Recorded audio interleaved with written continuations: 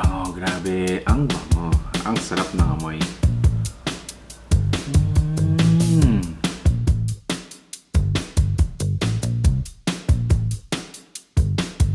Nanababo kabalen, kumusta kayo po? My name is Louie and welcome to Where in Pampanga, where we help businesses promote their products and services to our Where in Pampanga community.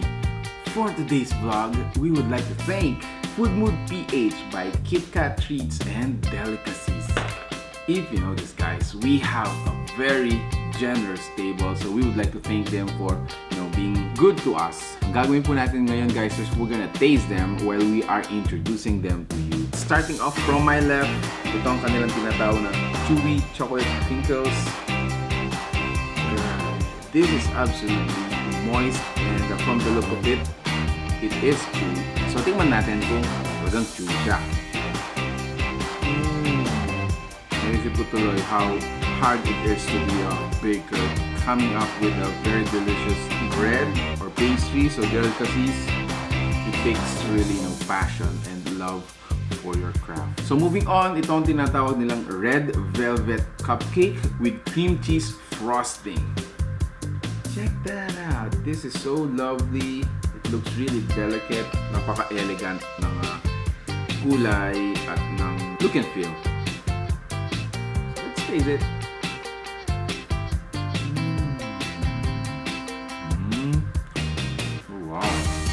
Cream cheese, it's not too sweet, it's not too salty, although I would really love more kung talagang medyo moist pa yung red velvet.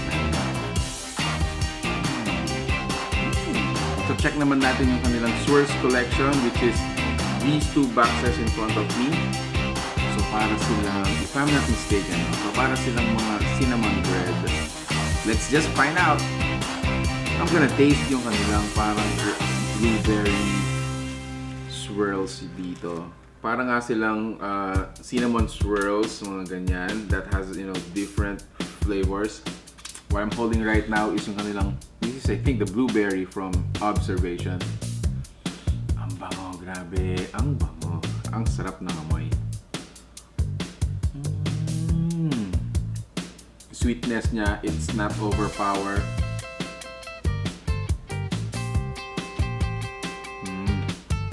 I am enjoying this. Ang sarap ternohan nito ng coffee, hot coffee. Wow, I can almost smell it. It's so satisfying. So we also have banana loaves. This one is topped with nuts and chocolate chips. This one is plain, and then this one is choco banana muffin. Parang katulad nito nung banana loaf natin. This time it's a muffin. So I'm gonna try for this one, so the smaller size, just for our taste test. Because later on, I'm still gonna enjoy all of this later on with my family.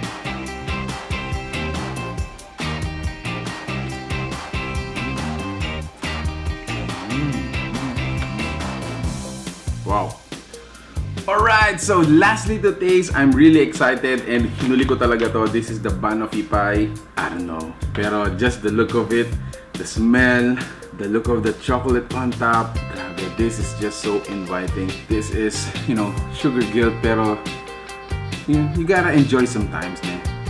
Gotta enjoy it sometimes. So let me taste it. Banoffee pie.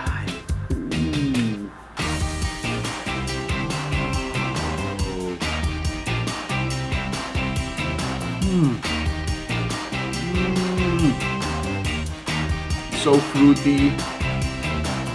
Yung cream niya is just all over, and then you have a little bit of a salty bottom crust, and then on the top you have your dark bitter chocolate. It's just overflowing with flavor, different kinds of flavor, all in one spoon. What more can you ask, guys? This is just a party of dessert. Wow, I'm gonna keep this for tonight's midnight snack.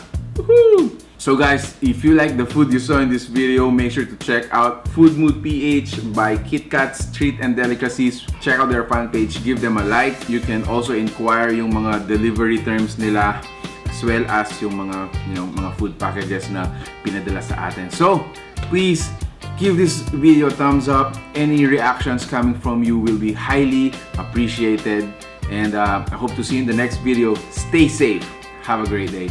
Bye-bye.